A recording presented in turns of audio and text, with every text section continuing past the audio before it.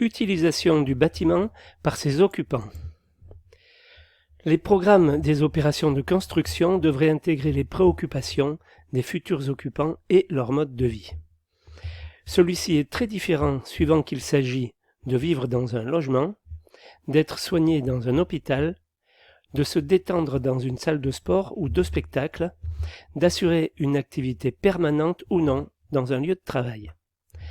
La mise en place du personnel responsable du fonctionnement du bâtiment doit faire l'objet d'une réflexion afin que celui-ci réponde à sa destination. Alors, programme de mise en service. Pour les ouvrages dont le fonctionnement implique une organisation complexe et innovante, le confort d'utilisation est un aspect fondamental. Donc, contenu du programme. Modalité de mise en service ou de début d'exploitation, proposition d'organigramme de fonctionnement, indication des effectifs et des qualifications des personnels nécessaires, indication des locaux pour le fonctionnement, vestiaires, sanitaires, locaux techniques de nettoyage et d'entretien, etc. Rôle du gestionnaire.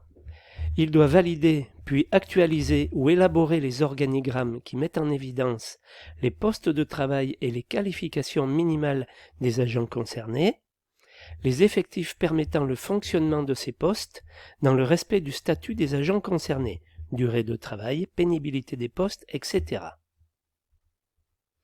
Personnel affecté à ces postes par mutation ou par recrutement, une période d'adaptation au poste, voire une formation est probablement nécessaire, par exemple fonctionnement d'une bibliothèque avec recherche informatisée, mise en service d'un hôtel.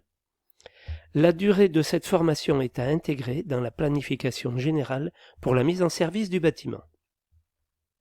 Sécurité des personnes. Réglementation liée au type de bâtiment. Immeuble de grande hauteur.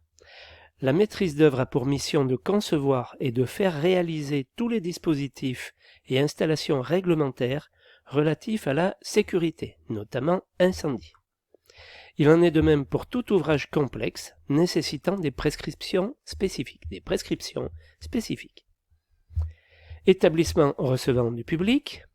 Les dispositions constructives réglementaires sont fonction de la catégorie effectif admissible et du type de l'immeuble, destination.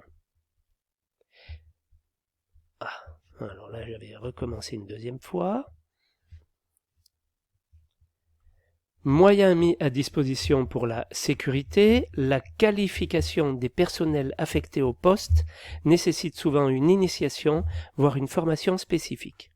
Celle-ci peut concerner le fonctionnement d'un groupe électrogène, des ascenseurs, de portes automatiques, du système de sécurité incendie, SSI, etc. Les consignes à appliquer en cas d'accident, d'incendie, de panique, etc.